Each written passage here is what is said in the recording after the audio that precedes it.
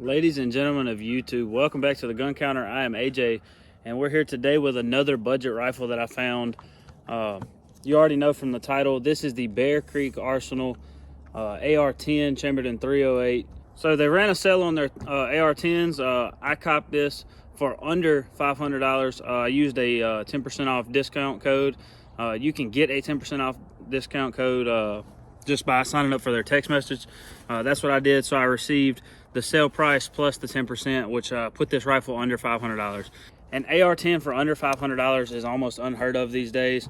I don't even think you can build one that cheap. You can try. You could probably get close, but I don't know if you're going to be able to do it for under $5. Obviously, I wanted to shoot it today before I decided what optic. This optic is actually off another rifle of mine. This is the Vortex Crossfire 2. It's just what I was using to shoot. It's an LPVO, great optic. But we're going to talk a little bit about the rifle and some of the features. All right, so we switched cameras. We're inside right now. Going to talk about this rifle just because we did a little shooting with it. We did kind of an accuracy test and see what we can get out of it, see how far we can stretch it.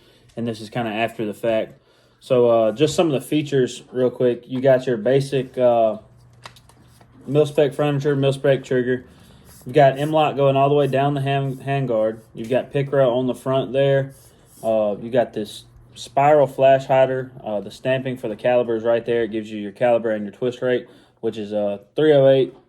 It's chambered in and has a 1 in 10 twist rate.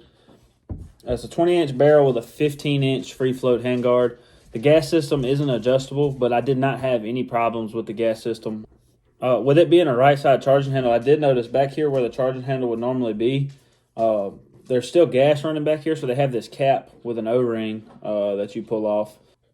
So in the beginning, you saw me with a LPVO as a 1-4, the Vortex Crossfire 2 on here. I went and picked this up today before we took it out to shoot. This is a Conus Pro Evo. It's a 3-12 by 50, and it has a powered reticle. It's a pretty good optic. I like it. I'm not used to optics like this. I'm not used to shooting long range. I don't shoot long range much at all, barely any.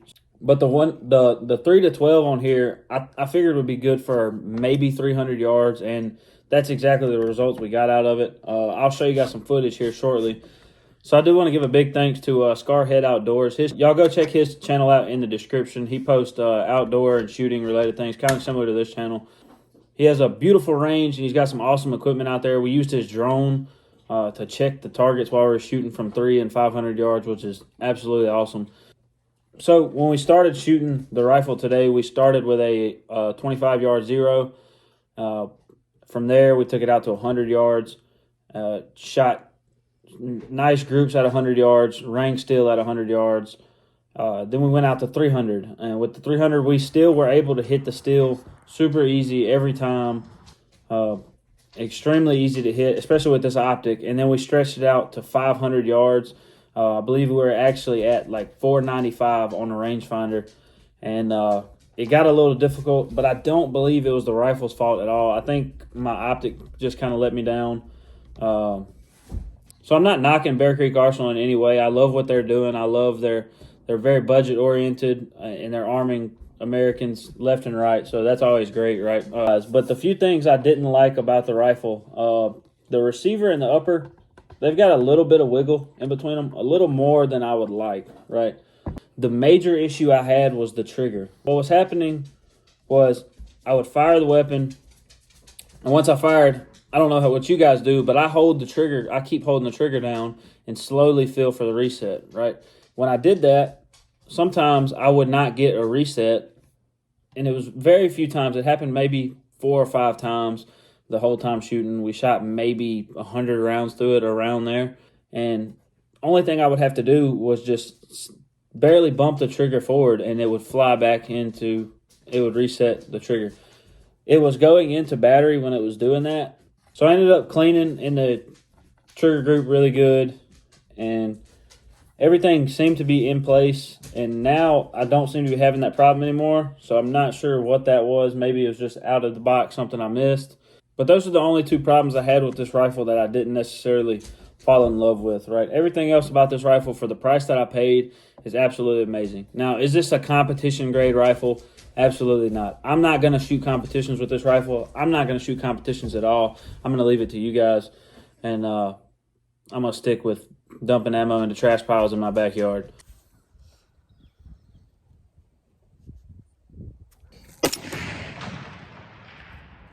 Trigger still did not reset.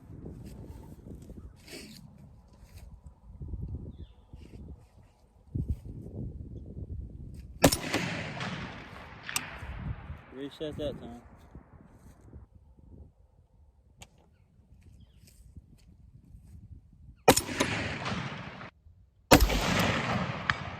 Hit. Hit.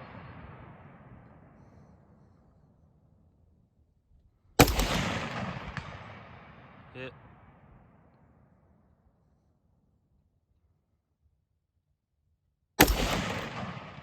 Hit.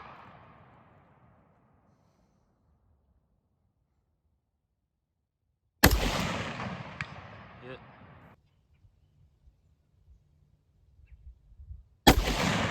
Hit.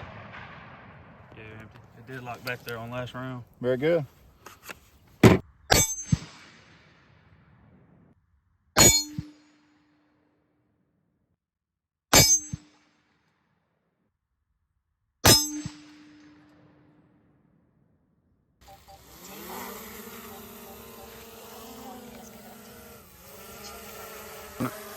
Come, that's what you're doing.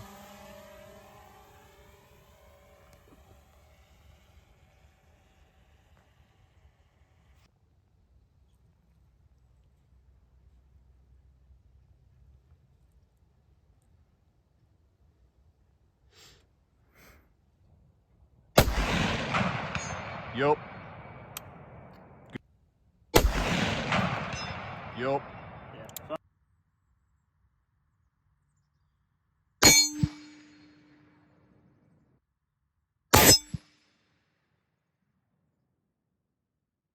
And that's going to do it for today. So I thank you for watching again, and we'll see you next time on the Gun Counter.